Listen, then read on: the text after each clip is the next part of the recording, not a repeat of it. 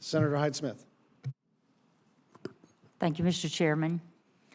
Mr. Secretary, I am very passionate about the workforce in aviation. I represent a rural state, a very rural state. So does Senator Collins. And I just see that there's so many young people that don't have the exposure to aviation. I tell the story of Jesse Bowie, my friend that lived in a neighborhood that was close to the airport, very limited opportunities, but he could ride his bicycle to the chain link fence to watch these airplanes land in a little general aviation airport. So I know that kids, he became a pilot, he owned a flight instructing school, and Jesse he became successful, but only because he could ride his bicycle to that chain link fence. But I know that kids all across Mississippi and America could thrive with careers in aviation, including mechanics, pilots, flight attendants, and air traffic controllers, if they were just given the opportunity.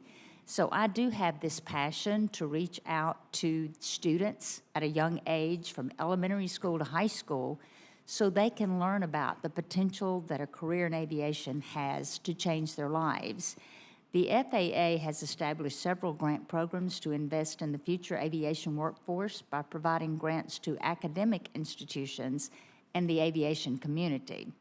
While I appreciate that these investments are being made, what more can FAA do to get more children involved in aviation careers? Because I do have a dream of developing a program that can bring kids out to smaller airports. But what can FAA do to get more younger people to strike that chord in them that they may not know is there? Well, thank you for that question. It's close to my own heart. The imagery that you've described reminds me of my father taking me as a kid to look through the chain link fence at South Bend's Airport the day that Air Force One came to bring President Reagan to visit the University of Notre Dame. And seeing that jumbo jet was one of the reasons I was the kind of kid who grew up with cockpit posters in my bedroom, only to wind up working in a very different way in aviation than what I might have originally imagined back when I was hoping to be a pilot.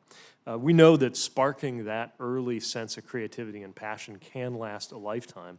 And we also know that the country needs to engage more of the talent that's out there.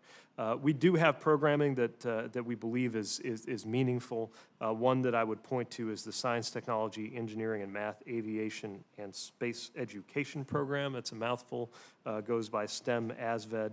Just knowing of your interest in this issue, pulled some numbers and learned that the FAA's held 11 events so far just in Mississippi this fiscal year through that program, but would absolutely welcome more ways in partnership with you and the committee to make sure that we reach more people who have the aptitude and may even already have the passion, but may not have the exposure or the knowledge that they could very well thrive in these careers. And I know so much of that is on us as states, but I just want to reach out and let you know we will need help from FAA. And, you know, it'll take a lot of folks in the aviation world to make this a reality. But as I continue to work on the program, I'd love to have US DOT and FAA involved to truly amplify the federal government's role in aviation and the opportunities for more young people. I just appreciate your willingness to work with me on that. Talking about other things in Mississippi, Mr. Secretary, the extreme drought conditions that Mississippians experienced in the summer and fall of 2023 left behind almost 13 million dead trees across our entire state. The prolonged drought severely stressed the trees, especially the softwood varieties, and led to major outbreaks of southern pine beetles that is wreaking havoc on our timber harvesters, communities, and landowners. Many of these trees stand along right-of-ways maintained by the State Department of Transportation. And driving up and down the state, you just see them everywhere. It's something like I've never seen. But dead and dying trees throughout our Pine Belt region and the entire state have fallen onto roadways, posing serious safety hazards and forcing Mississippi DOT to expend limited highway maintenance resources on the cleanup.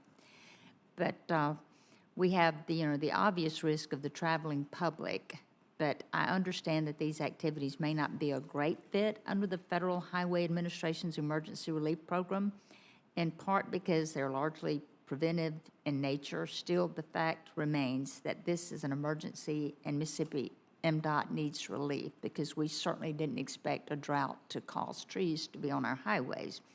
Are you aware of any existing U.S. DOT programs that Mississippi DOT can utilize, and can I get your commitment to work with these to support these critical safety efforts? I certainly am committed to working with you to find eligibilities and programs where this may apply, including potentially discretionary grants headed to Mississippi. I'll ask my team to follow up and see where we can be helpful there. Thank you. I truly appreciate that. Thank you, Mr. Chair. Senator Coons. Thank you, Chair